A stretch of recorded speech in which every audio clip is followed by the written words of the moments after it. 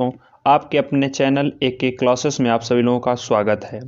चूँकि हम लोग फिजिक्स की क्लासेस और केमिस्ट्री की क्लासेस पैरेलल लेकर के चल रहे हैं, तो इस वाले टर्म में आज हम लोग बात करेंगे क्लास 10 से लेकर के 11th और 12th और यूपी बोर्ड और उसके साथ साथ CBSE बोर्ड और UPPCL JEE और सभी स्टेट के JEE एग्जाम को टारगेट करते हुए हम लोग चल रहे हैं।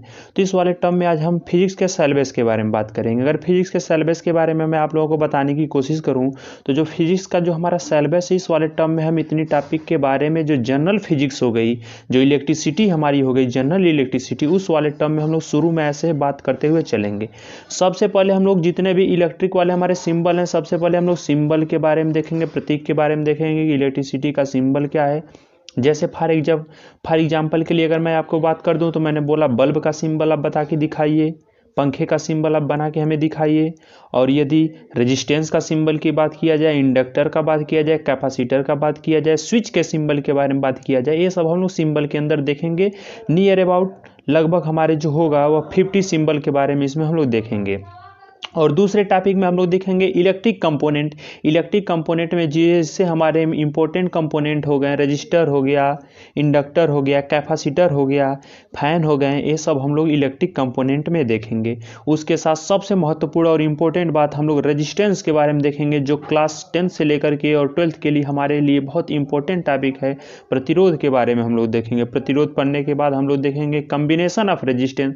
कम्बिनेशन ऑफ रेजिस्टेंस को हम लोग 3 भागों में बांट करके 3 भागों में विभक्त करके देखेंगे। सीरीज, श्रृंखला कॉम्बिनेशन, पैरेलल कॉम्बिनेशन और मिक्स्ड कॉम्बिनेशन में देखेंगे। फिर उसके बाद 5वीं जो टॉपिक हमारी होगी वो होगी इंडक्टर, प्रेरक के बारे में हम लोग देखेंगे। चूंकि यह जो हमारा है फिजिक्स के जो सिलेबस के बारे में मैं आपको बता रहा हूं, यह जो मेरा सिलेबस है यह मेरी इलेक्ट्रिसिटी पर आधारित है और मैं जीरो लेवल से, दैट मीन्स जनरल इलेक्ट्रिसिटी के बारे में मैं सबसे पहले आपको बताने की कोशिश कर रहा हूं। जब जनरल इलेक्ट्रिसिटी हमारी क्लियर रहेगी तो जितने भी 10th वाली इलेक्ट्रिसिटी हो गई या तो 12th वाली इलेक्ट्रिसिटी हो गई, हम उसे आसानी से सॉल्व कर सकते हैं।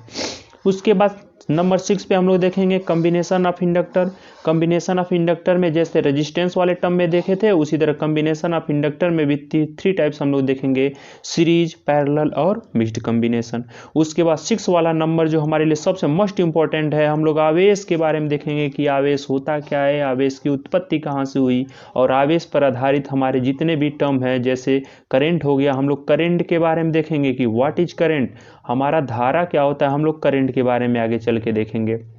और उसके साथ साथ हम लोग देखेंगे इस वाले टर्म में कि करंट के टर्म जब हो जाएगा तो हम लोग देखेंगे MCQ based on current and resistance, that means धारा, विद्युत धारा और प्रतिरोध पे आधारित हम लोग प्रश्नों को सॉल्व करेंगे, जो हमारे लिए बहुत सिरदर्दी बना होता है। हम लोग क्लास 10 से लेकर के 12 तक पढ़ लेते हैं, लेकिन हम लोग MCQ को सॉल्व नहीं कर पाते हैं। लेकिन हम आपको ट्रिकली और बहुत बेहतरीन एग्जाम्पल के साथ आप लोगों को समझाने की कोशिश करूंगा, और ये मेरा वादा है कि आप लोगों को पूरी बातें हमारी समझ में आएगी।